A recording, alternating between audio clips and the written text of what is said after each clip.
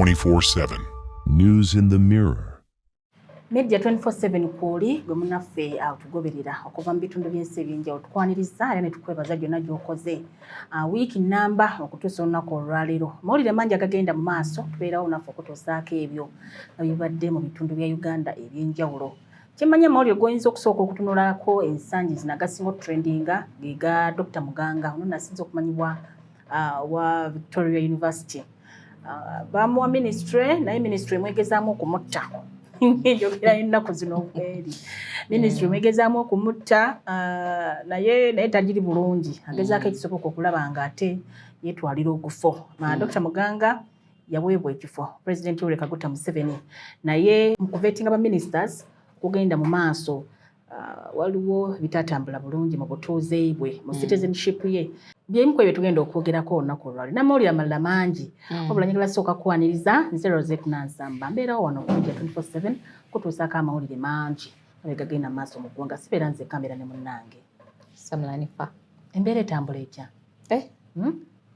etutwala speed Uganda etutwala speed tuba tukyaterera mu kino ne kijja tuba tukyaterera mu kino waliwo abaana abali ku social media abazanye ka clip ka comedy butwali tukyali ku bya okero tugenda kakasa oba bamutta ne wayitawo Rolls Royce kati ebino tuvayo ne tudde tukigoberera tuba tukyali ku Rolls Royce Arsenal netwala Premier League kale lwala okuba tebatwala kyakubiri sorry wa Arsenal tetwatwala Champions League sorry tukyali ku Arsenal kati ataawo kyekyazeebwawo ne tuddamu awo cabinet nejja kati ne tubuukira ekyo tuli mu kuvetinga ba ministers ebyokero twabyerabira dda ate nga byonna olaba nti bi happeninga mu kaseera katali katono nnyo tuddayo eri ku mawulire bingi ebigenda mu maaso naye tusooke twogere ku nsonga ya Dr. Muganga kuba ekutte bangi omubabiro twamulabyeko yagenze ne ku malalo ga nnyina agezaako kukakasa ensi nti eggwanga nti Munnayuganda baire waliwo Abanyarwanda bangi muno abajja mu olutalo lwa Gonzi lwa 1994 olw'amawanga ageewaabwe bangi tolinayo wasoma nabo Abanyarwanda nze nabyo nasoma nabo naye nga bakunyumiza stories zaabwe nga we bajja olutalo lwe lwabaleeta naye ye yatulaze nti ye ebyo byadda nnyo ate before the lutalo biringa ebiri before the lutalo ye namulabyeko agamba nti ye Munyarwanda si Weranda is a Munyarwanda but not a Rwandese si Munyarwanda yanjawulo because IDs ziriko Munyarwanda uleko Munyarwanda aina ID ya Uganda kulo IDs nga ssatu ezitambulaawo naye nga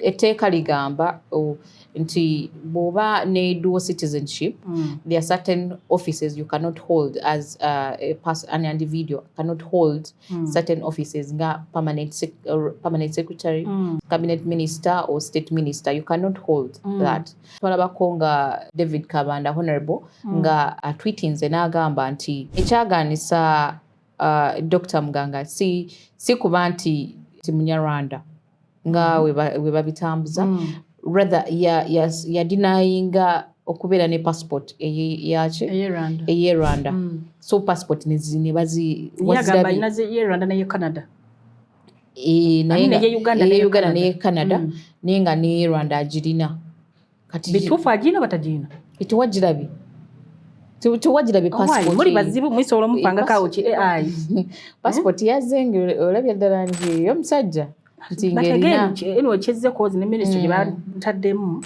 ezenso ezimu ku nsonga ezigwamu mu ministry ya internal affairs so singe badoba ministry ndolo ba agriculture oba yena ministry what cyali badde better but for now kuba nti ali mu ministry ya internal affairs nga nezo issues za citizenship zigwomu neze amagezi gemuwa like they're trying to prove so hard. Let him just relax because it's not the first person to be rejected by but what if it is not true? Committee. What if it is not true? What isn't true? Akachiko kakusudde so he should wait for the appointing authority. That is Osanga ana banamudiramu. Nakirala kye nasanze concern endala gye nasanze mu bantu nti abantu abalala abalina dual citizenship bangi bayisiddwa mu kasengejja. Why Dr. Muganga? Yes, waliwo abayiseemu kubanga. Why Dr. Muganga? No, like they did not deny first of all. Ate ne bagamba nti yes, some people katinga Shatis Kutesa, Honorable Shatis Kutesa, yabagambye nti yes, she was born in America, but she has not stayed there for. Okay, yes, okay. Atugambye she was born in America. Yes. Nayo citizenship ye gwawa. Isn't it dual? Yes, it is dual. What does the law say? It is dual netabeerayo. Etteeka ligamba ki? Tugenda goberera tteeka. Etteeka ligamba ki? Wabanga ne bali abalala abalina dual citizenship. Perhaps for her she's ready to cancel that citizenship. It means the law which means abatali qualified. For now, abatali qualified because nekono yes, nabadde mpulirako mukasambidde nga nnyonnyola etteeka eryo. Yes. And he's a lawyer. Yes. So era abalawyer bangi bagamba yes, obera they cannot vote on it. It is the why law. Dr. Muganga alone? Namulabye naye atandise okwogera bigambo bye bimu. Ate yekwasa Honorable Tayeebwa. Honorable Tayeebwa ayinza okuba n'ensonga ze. Why the others? Why Dr. Muganga? What is the science behind it? The situation will be harmonized by the appointing authority. Kubanga yaba appointing. Yaba no Mr. Muganga aina Dr. Muganga aina gundi. Kati musajja mwagenze mutwala na kumalalo ga nnyina. Ekyo kyalabiseemu bubi. Ekyo kyalabiseemu nange nkedde kiraba ku tweet ya Gashumba. Ngagamba kibi nnyo. By the way, basooka omuwa Gashumba was so happy like he was. Yazina he danced a lot nigamba naye we bagize n'atabuka nagamba tugenda naba M23 bagenda kujja mujja tuleetera aba M23 wano naye who is advisor wani ye ayagala Abanyarwanda babeere recognized as a tribe in Uganda. Atono gyali mu kwegaana. Why? Sinabitegeera bulungi tebikwatagana. So webanga ye ng'alina obukakafu obulaga nti guidance on that. Not si mutuuze w'e Rwanda. Then why not? Anti kati does it mean nti no waliwo obuzibu wakati mu citizen because you cannot be holding a passport of a country that you're denying. If he's denying to be a Rwandese, why hold a passport of Rwanda does as it a country? Yakkiriza ye Public of yakkiriza ye oba yesimanyi oba yavuddeyo nakkiriza nti oba yiye naye nga kyo kiraga nti the first because n'ensi gye tulimu ennaku zino ebintu byakyuka. Somebody can generate something nga si kituufu. But what we must agree on ye kituufu ayogera ki proof ye eriwa. He has proof that he is not a citizen of Rwanda and he is a wabakkiriza citizenship ya Canada. Nenga kakasa kyekyamsuuzizza oba there is something behind. Then we should know. Yes, kubanga n'abalala bayiseemu ate nga balina dual citizenship. Anti awo wali obuzibu bwange. Yes, then lwaki ba ministers abana bakkiriziddwa nga balina dual citizenship. Exactly. Ate Muganga n'agaanibwa. That is my concern. I think he shouldn't dwell on that. The citizenship thing, finding it out. The other reason. There is something behind. There's something between him and Tayeebwa. I don't think it is Tayeebwa. But Tayeebwa is not the only person that sits on that committee. Honorable Tayeebwa is not the only person. Obuliawo alabe nti nsobola omuyambako okussa mu nkola ebigendererwa bye mandate ye bannayuganda gye baamuwa ye n'asalawo nti mbeera omu ku abo abasobola omuyambako okubituukiriza. Nkimanyi bulungi nti musajja mwenkanya nti ate ye tatunuulira mawanga atunuulira buki busobozi era bw'otunuulira mu Uganda wano ne weekebejja abantu abalimu mu butuufu tosobola kunzijamu abo abalina ki obusobozi mu Uganda. Naye ate era nze ndi mwetegefu okuweereza eggwanga lyange wonna wendi oba ndi minisita oba siri minisita era n'okunnonda teyasanga nga ndi ki nga sirina mulimo. Olaba social media eyo esobola okulinyisa n'emala n'ekusuula. Is it social media lifting him up? No, like amawulire gatambuliramu now taking journalists to his ancestral home in but even the music industry because a single tambula nnyo naba musicians. No, of late byabadde are trying to prove his citizenship. Agamba banamawulire tukulinyisa naye netumanya tukusuula kubanga yes they are exposing you to the public more. Of course bajja kutandika why is he trying to prove so hard? Because if he feels he's innocent bw'aba akimanyi nti no talina musango nga ne citizenship ye Rwanda gye bamusibako si ye si ntuufu meaning he has to prove a point. Then my concern is ensonga y'okugenda ku malaalo. So nange what was someone was even saying agenda kusitulayo amalaalo agenda kusitulayo bazadde be abaafa abaitire parliament so that they can prove he's not a citizen of Rwanda. Because if you want to prove to the committee togenda mu social media. Otherwise minister baba vetinze era abasinga bonna baba vetinze. One ministry nako issues ministry ya local government. Ministry of Local Government, Kulira Balambalgahara, ne Honorable Justin Namere. Ate court. No, the comedy around that ministry. Comedy chi. Baba taddemu stock empya. Baba letedde stock empya. So stock empya yazze n'abagamba tayagala mpapula, tayagala documents. She wants to see work on ground. Ayagala kulaba exactly to see with her eyes. Agament, yes, if you're saying this and this, I want to see it.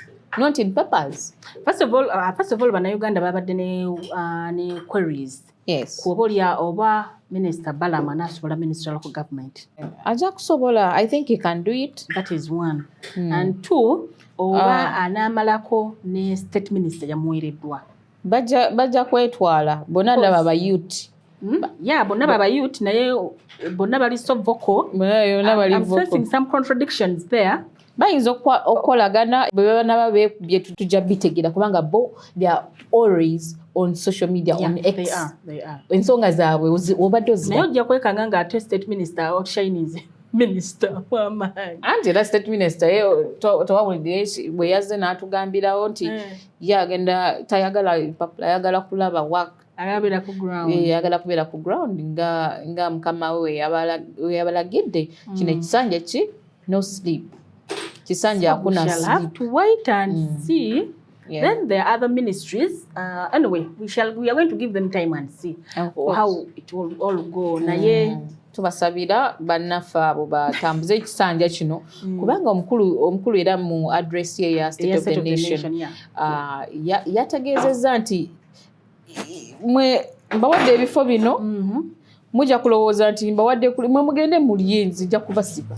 Ebigambo byayogedde ebikale byabadde bya kukanga naddala ba public service abatakola n'okulaba economy n'ebirala bingi naye ate ku nsonga ya corruption alina bwe ya disappointinzeemu abantu babadde basuubira ki waliwo where people are disappointed. If you're following what is going on social media, of course people expected the president to talk about the people who are being implicated in corruption. Now, like for the case of the parliament, yes, you get the county parliament, he does not mention. If you follow the president, ta mentioning amanya g'abantu. No, never. Wabanga addressing eggwanga. Akola action eri emabega tolaba bakabe basiba luli ne batwalanga kaguddeyo. No, my issue is on the former speaker of parliament. Yes, former speaker mubirabye ku action gye yakola ebitambula right now biraga nti yamusonyiye. Yes. Ebitambula right now biraga nti yamusonyiye era n'ebyobugagga bye byatwalibwa bimuddizibwe in a very short time. Why? So meaning Ugandans are disappointed.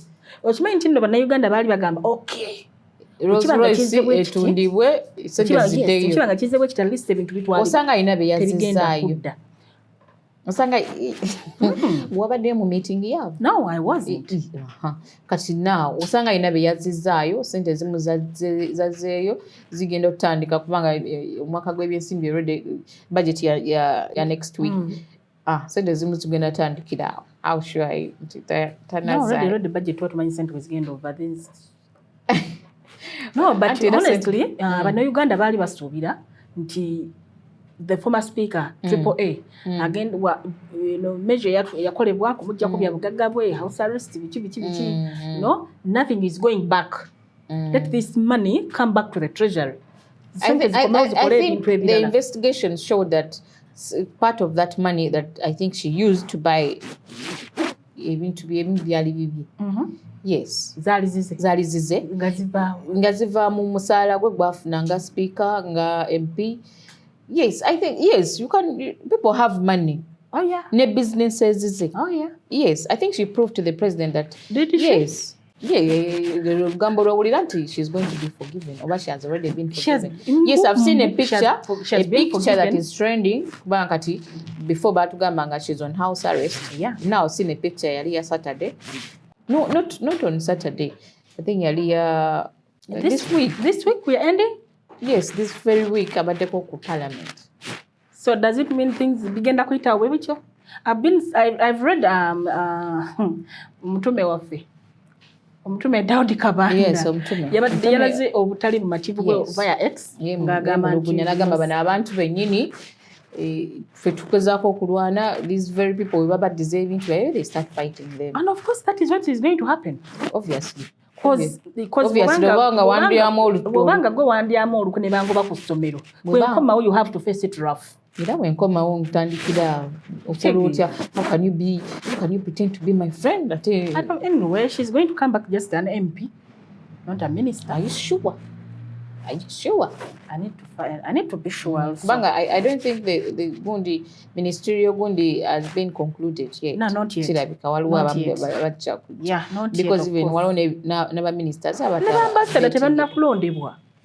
You can't be an ambassador ng'oli mu parliament. Yes. Naye tulinze byonna muzeeyi yatugamba Kisanja hakuna sleep ate atusurprise nze buli lunaku atukubako surprise. Buli lunaku atuleetera kino tuli ku speed. Tuli ku speed? Atututte speed kubanga ne permanent secretary Juzi yatugambye nti no bajewo ki public holidays of course. I waited for that for long. Public holidays tebazijewo. Bazijirewo ddala. No, they are going to stay. Naye state ebadde organizing functions emikolo eminene and the regional sometimes. Exactly. A lot of money has been spent. If that money is put to use, to good use, build schools, hospitals, roads, the anything unfortunate part does but a few. Senga sente zo zatuyamba dda because people have been complaining about those events. Abantu abazi organizing be baziryamu. Ba events planners olusi tebabasasula na basasula. And we even have one event planner. Ategeke ya government. Togere ku sente zigera nyingi. We have one event planner. Abantu abalina ojjira tebajja. Oba kitegeera. People are not even free. People don't even attend those events. Yes. Abantu abaji attend nga be babali already to those already. Yes, I think everyone saluted government for that initiative. If it starts, it starts. It should. Yes, it should. I really appreciate that. Wanga president wabeda nga ali ku mikutu ja social media ja TV nga is going to address us. Yes.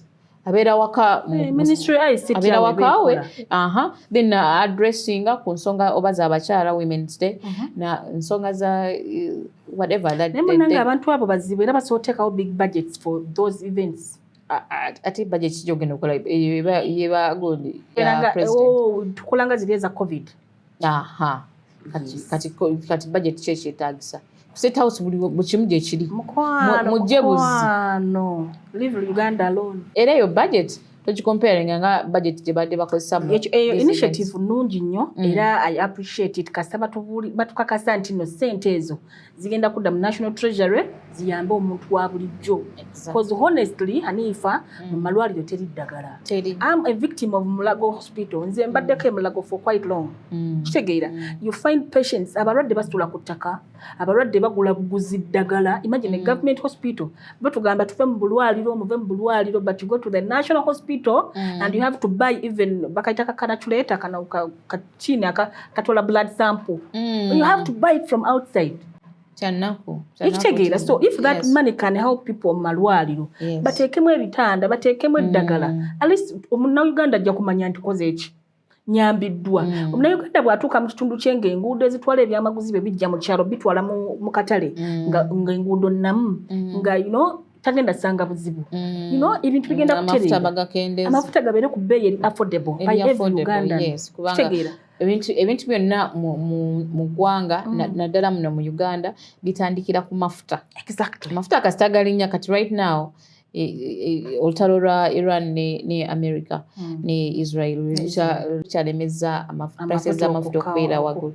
Amafuta kasita galinnya definitely buli kimu kigenda kulinnya. And then wakituuka ku muntu wa wansi, things turn around. For example, olabyeko abantu be bali mugoba mu ntobazi. Yeah. Be bali mu kusenda. Abo bo when it comes to them, omukono guba gwa kyuma nnyo. Yes, neme bekola omulimu gwayo naye nalabika video ka maama omwana nga sika maama we agende mu kkubo at least emmotoka zibatomere. That is too much. It's unfortunate. It touched me. It touched everyone. Yes. And when it comes to the big people, because ebizimbe bingi ebiri mu ntobazi within Kampala, ebizimbe bingi ebiri mu ntobazi because back then mu corridors and they do some things, the issues go away. Ebintu bigwawo mangu. Now it comes to the wananchis. Amaanyi gaba mangi. Honestly, abantu bali mu maziga. People have lost ebintu ebazimbidde emyaka mingi. Amaka, business, the business communities. Omukyala yagambye wano mbadde nyinawo business ate mbadde nsulawo. Nyina I'm a single mother, nyina abaana mukaaga. I'm the one who caters for all those children. Manya kati buli kimu kigenze. Baba wadde akakadde kamu kagenda kubazaawa. Kakadde kamu ku ssente ye Uganda. Ssente ye Uganda kagenda okuvuga okajjako omutwalo ogwo. That is not money. It is no longer money. Yeah, it is. Yeah, but I think what government should do, nti egenenga ye kennyini yekolera ki assessment bwebegenda okugoba abantu bano. Ekola assessment nti omuntu ono agenda kuddawa bababudeebudde nti munnange eno ntobazi essaawa yona n'onuukaaba otya tugenda kugobawo. Olinako abeewamu olinako ki tutandikirewa. Tebakoma wano ku ground nti tukuwadde akakadde. But they should follow up. Mukyalo oyo alina n'abaana abakulu. Tomanya abaana abo gye bagenda kudda oba bagenda kufuuka ababbi. We don't know. Bagenda kufuuka ba street children. Batandika okutigomya Uganda mu Kampala.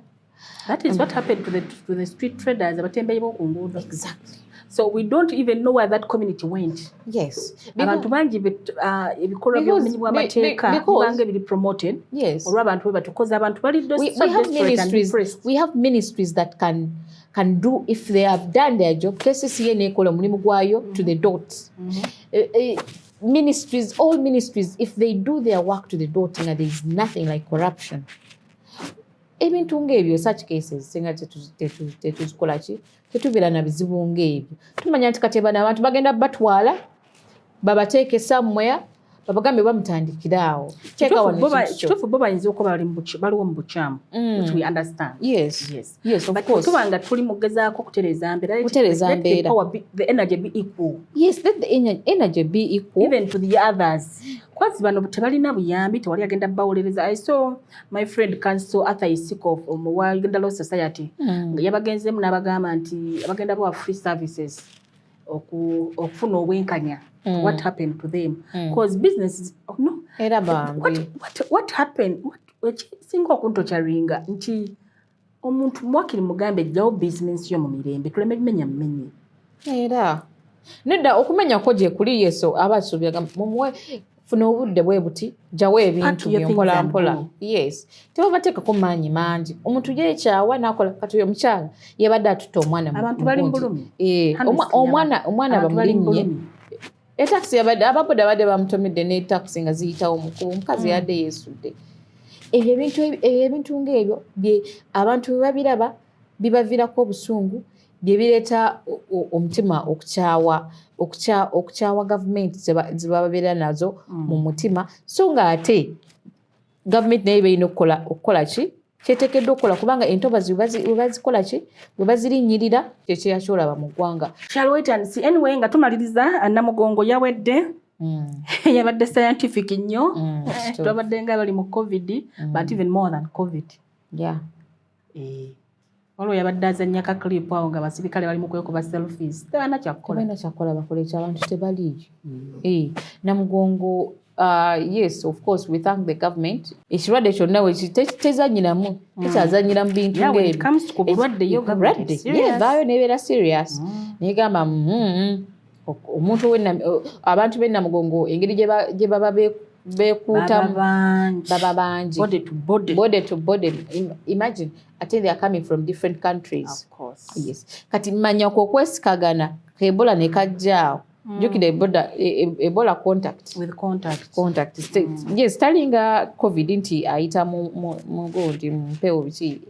Naye contact body to body ebeera inamugonga awo. Amanya abantu abayinza okulwala. Tubayanziza nnyo tunoonyeeko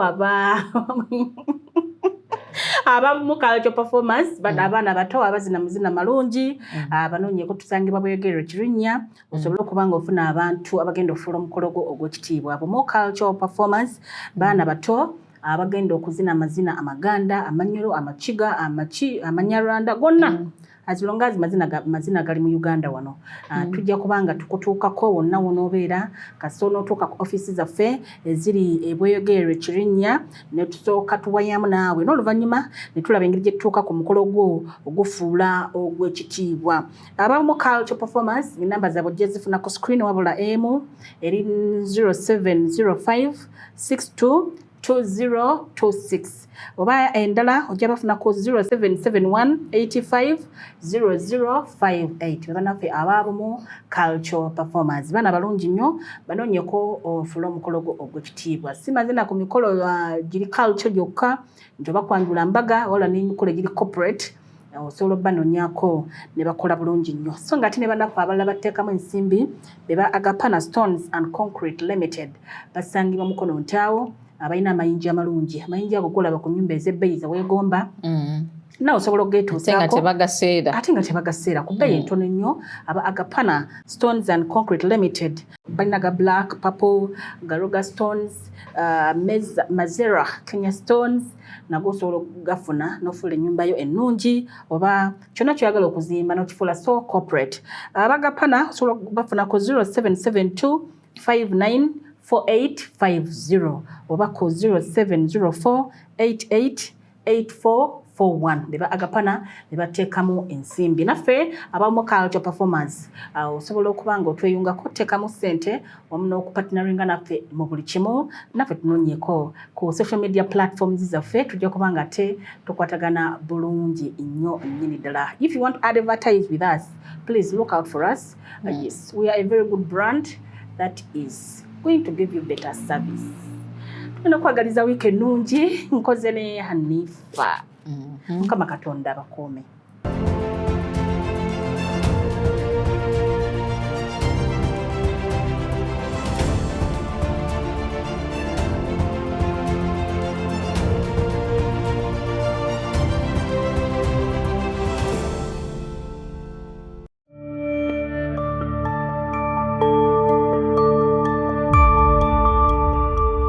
Media 24/7.